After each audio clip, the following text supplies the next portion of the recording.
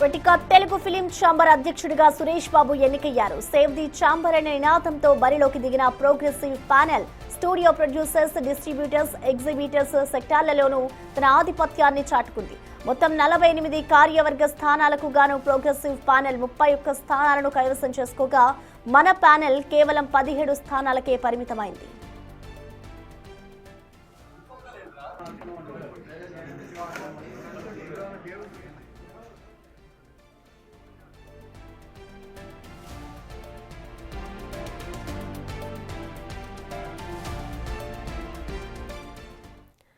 నిన్న జరిగిన ఎలక్షన్స్ కు సంబంధించిన మోర్ డీటెయిల్స్ ని మా ప్రతినిధి సుజాత అందిస్తారు లైవ్ ద్వారా.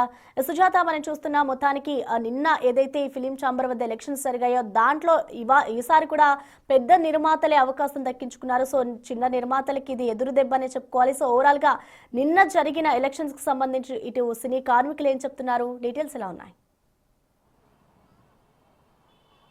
ప్రశ్న, నిన్న ఉదయం 8 గంటలకి ప్రారంభమైనటువంటి ఫిలిం ఛాంబర్ ఎన్నికలు సాయంత్రం 6 గంటల ప్రాంతంలో రిజల్ట్ కూడా వచ్చింది. అయితే ప్రధాన పోటీ ప్రోగ్రెసివ్ ప్యానెల్, మన ప్యానెల్ మధ్య హోరాహోరీ పోటీ అయితే చోటు చేసుకుందని చెప్పుకోవాలి. అయితే ప్రతి 2 సంవత్సరాలకు ఒకసారి ఫిలిం ఛాంబర్ ఎన్నికలు జరుగుతాయి. కానీ 2 సంవత్సరాల 6 నెలల తర్వాత, అంటే 2 సంవత్సరాల టైం ముగిసినా కూడా ఇంకా ఫిలిం ఛాంబర్ ఎన్నికలు జరగకపోవడంతో కోర్టును ఆశ్రయించారు. ఆ తర్వాత ఎన్నికల డేట్ని ఫిక్స్ చేసుకోవచ్చు, ఎన్నికలు జరుపుకోవచ్చు అని కోర్టు ఇచ్చినటువంటి ఆదేశాల ప్రకారం నిన్న ఎలక్షన్ అయితే కండక్ట్ చేశారు. ఈ నేపథ్యంలోనే ఇటు ప్రోగ్రెసివ్ ప్యానెల్ మొదటి నుంచి సేవ్ ది ఛాంబర్ అనే నినాదంతో ముందుకు వెళ్ళింది. ప్రస్తుతం మనం చూస్తున్నటువంటి ఈ ఫిలిం ఛాంబర్ బిల్డింగ్కి సంబంధించి ఈ బిల్డింగ్ని డెవలప్మెంట్ చేయాలి, ప్రైవేట్ వ్యక్తుల చేతుల్లో ఉంచకూడదు అనే నినాదంతోనే ప్రోగ్రెసివ్ ప్యానెల్ మొదటి నుంచి కూడా అటు ఎవరైతే ఈ 4కి సంబంధించినటువంటి అటు ప్రొడ్యూసర్స్ కావచ్చు, అదేవిధంగా ఎగ్జిబిటర్స్, డిస్ట్రిబ్యూటర్స్,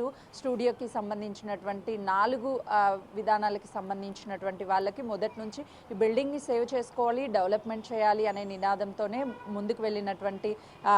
ముందుకెళ్ళినటువంటి పరిస్థితి కనిపించింది. ఆ తర్వాత ఈ బిల్డింగ్కి సంబంధించి ఒకవేళ గవర్నమెంట్ ముందుకు వచ్చి ఈ బిల్డింగ్ని డెవలప్మెంట్ చేస్తామంటే ఖచ్చితంగా కూడా ప్రభుత్వానికి మేము సహకరిస్తాము అని చెప్పేసి ప్రోగ్రెసివ్ ప్యానెల్ చెప్తూ ఈ విజయం అయితే వరించుకుందనే చెప్పుకోవచ్చు. మరోవైపు చిన్న నిర్మాతలకి సంబంధించి మన ప్యానెల్కి వాళ్ళకి సంబంధించి మాకు సినిమా టికెట్ రేట్లని తగ్గించడంతో పాటు సినిమా ఎవరైనా సరే నిర్మాతలు, చిన్న నిర్మాతలు ఉన్న అవకాశాలు ఇస్తాము. దాంతోపాటు ఈ సినిమా థియేటర్లో తినుబండారాలకి సంబంధించినటువంటి రేట్లు తగ్గించడము, మూవీ రిలీజ్ డేట్స్ని ఫిక్స్ చేసి సినిమా థియేటర్లలో కూడా ఆ సినిమాలను ఎక్కువ రోజులు ఆడేందుకు, ఫర్ ఎగ్జాంపుల్ వారం రోజుల పాటు ఆ సినిమాలో ఆడే అవకాశం ఉంటే 4 రోజులకే ఈ పెద్ద నిర్మాతలు తగ్గిస్తున్నారు అని చెప్పేసి కొంతమేరకు మేము మన ప్యానెల్ కానీ వస్తే ఖచ్చితంగా చిన్న నిర్మాతలకు అవకాశం ఎక్కువ కల్పిస్తామని చెప్పినప్పటికీ, కానీ పెద్ద ప్యానెల్కి సంబంధించి అంటే ప్రోగ్రెసివ్ ప్యానెల్ వాళ్ళని మాత్రమే నమ్మి వాళ్ళని గెలిపించారు కాబట్టి ముందు ఫిలిం ఛాంబర్ డెవలప్మెంట్ కూడా మేము కృషి చేస్తామని అయితే మాత్రం